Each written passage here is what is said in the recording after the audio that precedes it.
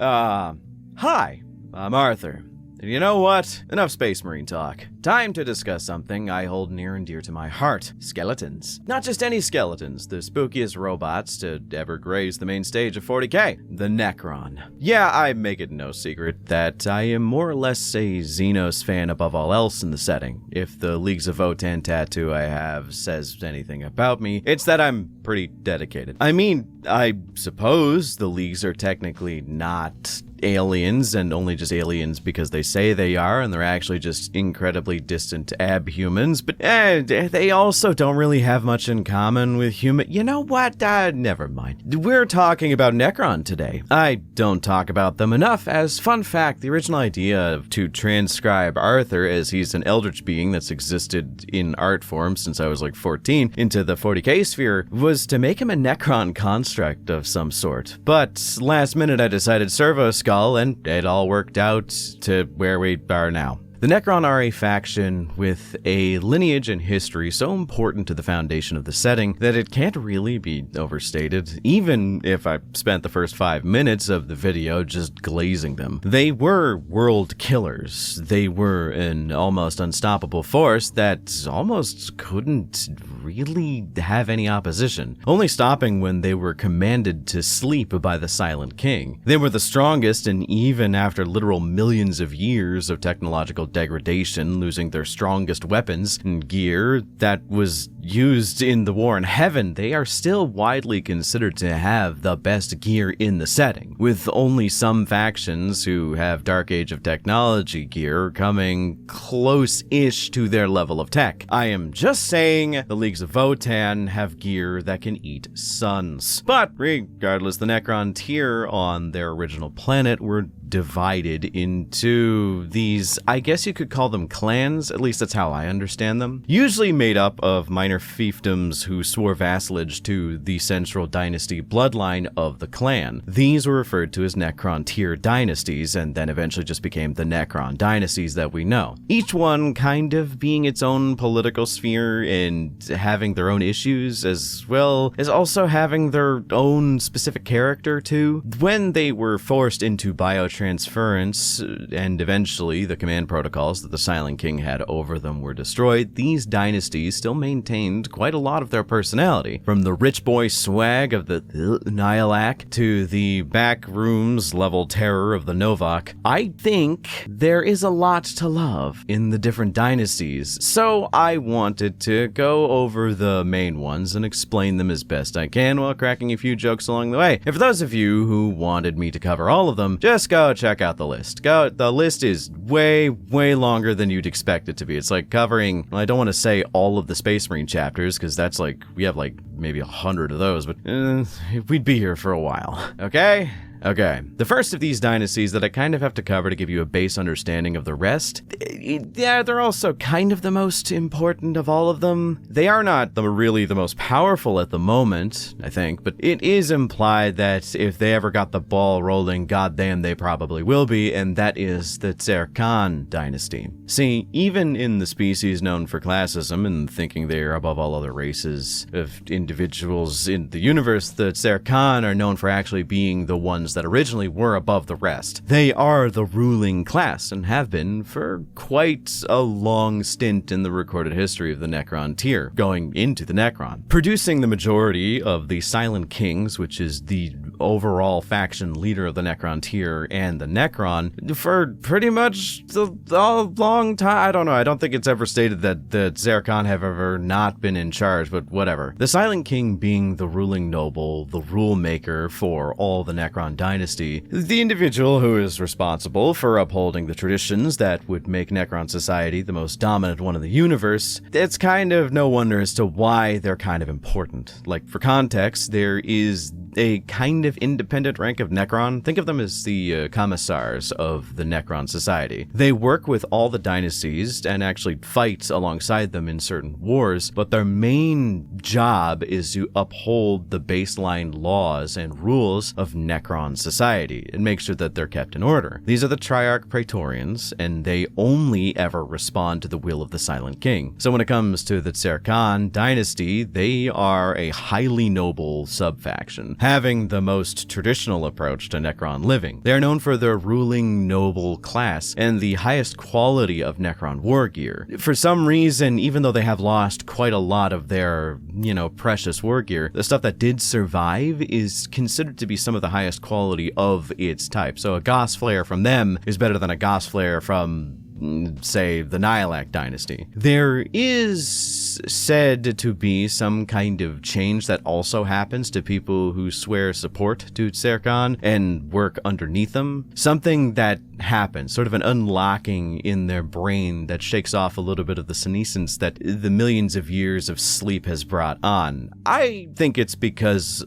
of a few of the main benefits of this dynasty, being the weird affinity their cryptechs have for Blackstone. See, cryptechs are the weird science class of the Necron tier. They are known for their superlative skills, specifically in the Zircon dynasty, for the manipulation of Blackstone, which, if you don't know what Blackstone is, it's kind of undefined. It's kind of a catch-all, and it can do a lot of things, but it is essentially just the Philosopher's Stone of 40k, able to warp causality and produce some weird technological results. The Zircon made a lot of enemies before the Great Sleep because, the Silent King, their ruler, was responsible for the biotransference shackles that were placed upon the Necron tier, which made them targets in their tombs for vengeful dynasties, as well as raiders from the Eldar, and just idiots who were digging into the slumbering tombs of the Zircon dynasty looking for cool shit, and then they just found a cool super mega weapon, not knowing it was a super mega weapon, and just thought the metal looked cool. Yeah, kinda sucked. But yeah, when the return of the Silent King happened, the faction was unified, as they were a disparate one before, praying that someday the Silent King would return, unite them all, and so on, and that's kind of put them on the warpath, trying to unite all of Necron kind under one banner, which they have in common with the next and almost as important dynasty, the Sutek dynasty. They are... Okay, before we get into it,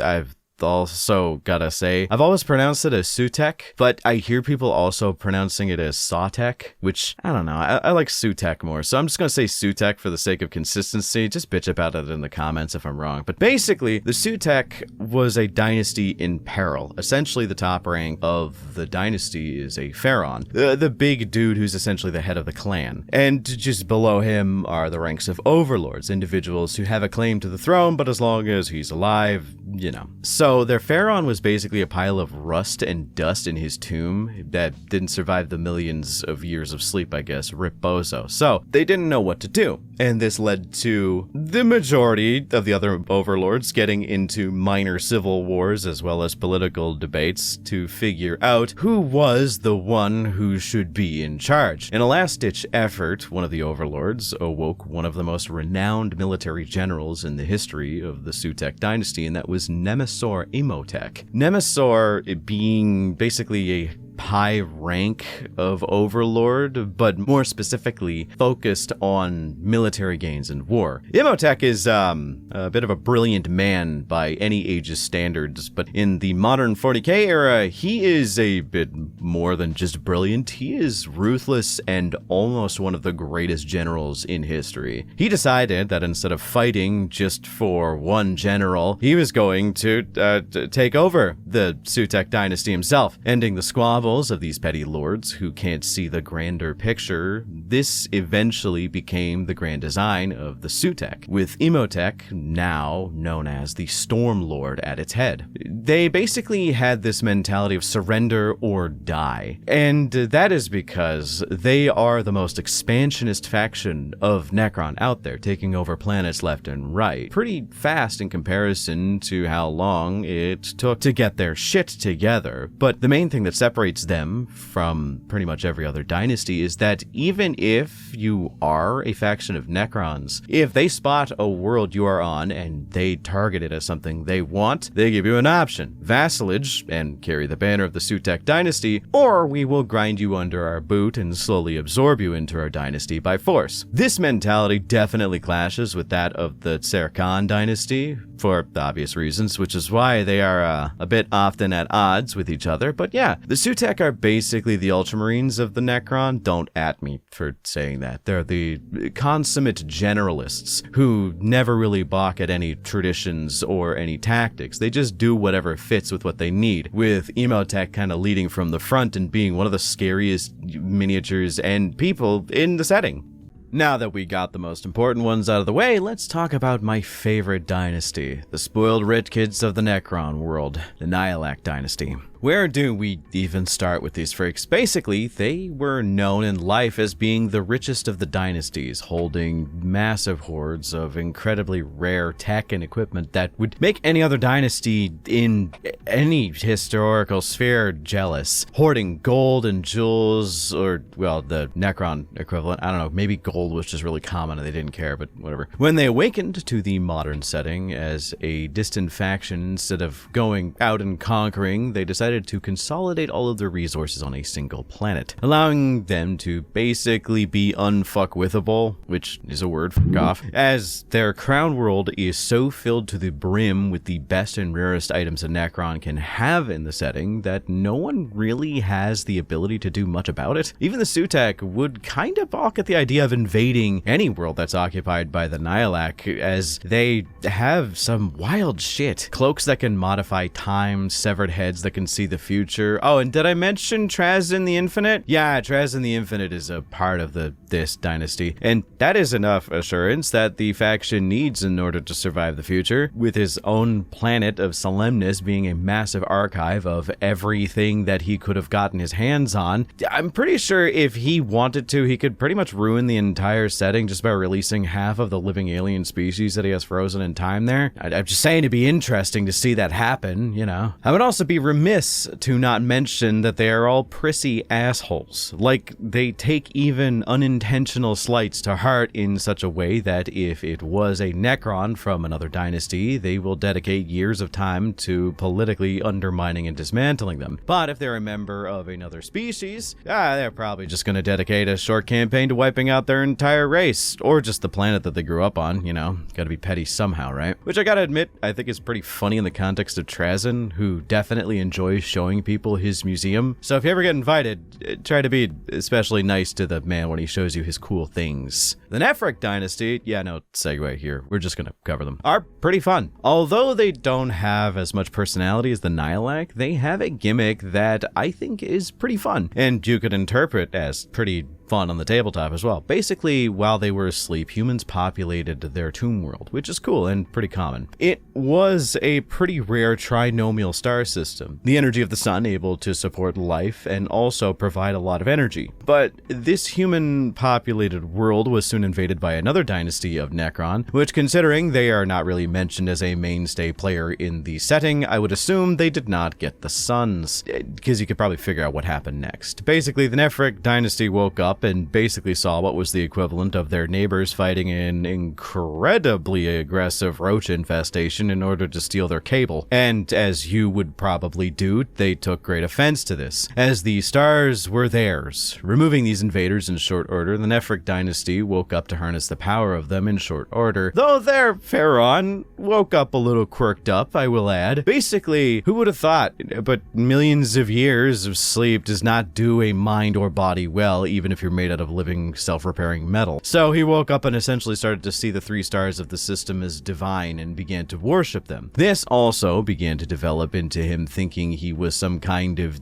avatar to the sun gods and needed to become the sun in order to be as close to them as possible. This eventually ended with him getting his body modified with some pretty weird Necron tech, which I will open with all of you. This just sounds like a more advanced and wacky version of the Destroyer curse, but whatever. Yeah, these modifications allowed him to essentially turn into living light, literal energy, able to cross thousands of miles in seconds. He eventually found ways to give the lesser troops of his dynasty and overlords kind of similar abilities to stutter in and out of reality as they turn into living light projections, which does have its benefits, especially on the battlefield, because it allows them to move faster and also become intangible for a short period of time. See, they don't really have a lot of personality, but by God do they have lots of fun. Speaking of destroyers, let's talk about them for a second, as they are pretty involved in the next dynasty I want to talk about. So to give you a bit of an overview, when a Necron sleeps, we have discussed this so far, but every now and then, I'd say like maybe 1 in 10, maybe less common, but it's close to that, they come out either physically or mentally damaged. Sometimes the damage is odd, and that can cause them to have a bit of a reductionist mentality into viewing themselves. See, most Necron want to return to being what they were before, featherless bipeds, as it were. Sure, they are literally killing machines made to fight a war for star gods that are kind of not really around anymore, but the fact that they have human-like proportions still helps them stay a bit grounded, as it were. Sometimes a Necron wakes up, and maybe not at first, and sometimes over a long period of time, they feel a sense of disillusionment towards the idea of what they are. They experience a sense of ego death so palpable that they literally no longer see themselves for what they could be if they tried to become living again, but see themselves as an incomplete version of what they currently are, a killing machine, and thus they realize, you know what, I could be a better killing machine, and simply fulfill my purpose better.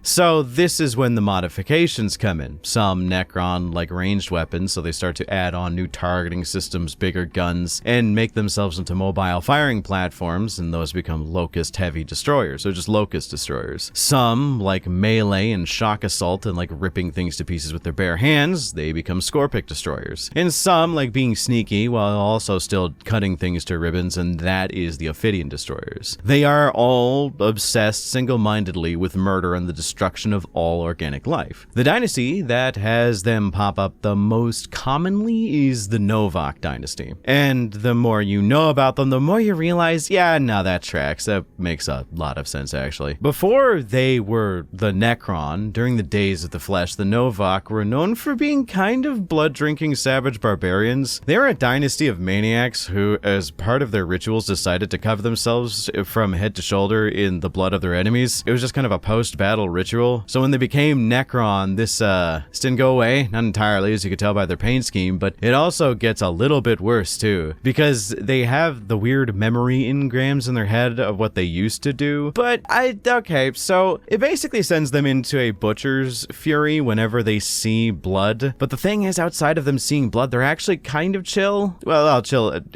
as murder robots can be, but because of the weird battle frenzy they enter, becoming literal just swirling, screaming maniacs, the more stable upper echelons of the dynasty's society realize that maybe playing into the strength of this dynasty might not be a bad idea, fielding a bunch of Lich Guard and melee-obsessed troops, as well as destroyers, so that they can, feed into that, because the more blood that they see, the crazier they get, and the more sporadic they get, moving more organically, as well as just becoming more berserk. So the Necron destroyers kind of serve a purpose here. The destroyers, I should note, are pretty hard to control unless you're looking at killing everything in a straight line, which, because these guys work, is good for them. So, if you see a destroyer, let them in. If you're cold, they're cold.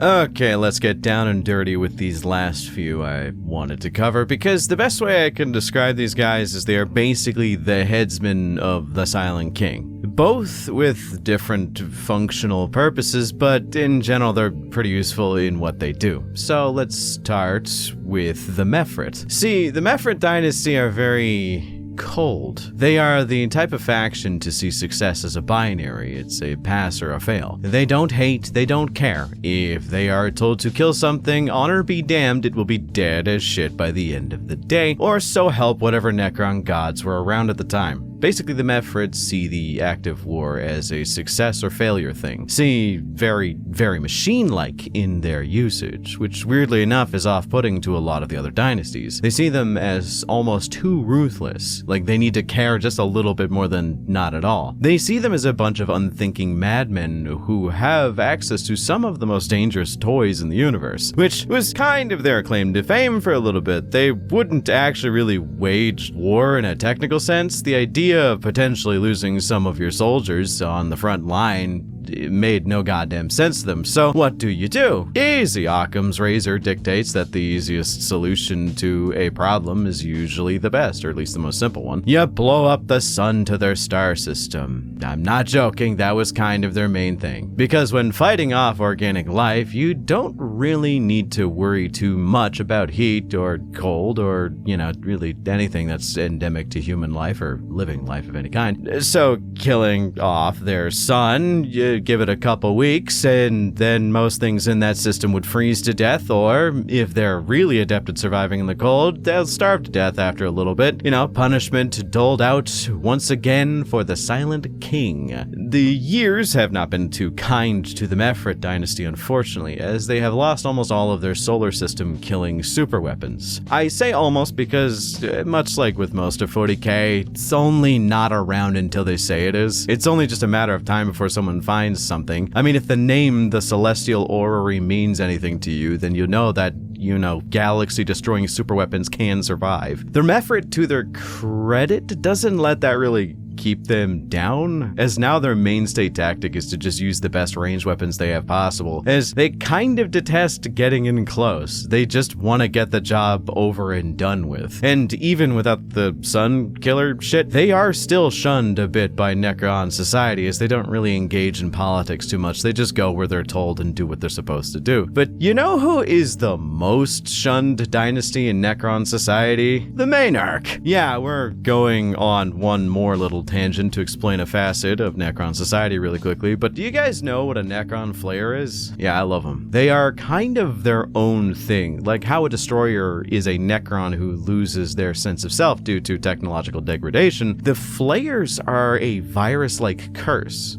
Essentially, they are a living example as to why you shouldn't f with the universal constants. A long-ass time ago, the Necron were experimenting with ways to deal with the Catan, as the Catan were beings that functionally were kind of similar to gravity wells, where in order for the universal constants of the world's physical being to exist, that didn't make any sense, but you know what I mean. The Catan associated with them had to exist as well. At least that is how I understand it. So say you have the Catan of fire. Fire exists because the Catan does. So trying to remove the Catan from the universe can cause a lot of weird issues. The Necron found out firsthand when, they may not even have been able to fully deal with a specific Catan, but basically there was this particularly mean one, named Landagor the Flayer. We don't know what constant they were based around, but considering his name was the Flayer, it was probably nothing good. The Necron tried to kill him, not shatter him into smaller pieces. They wanted to destroy him entirely, and they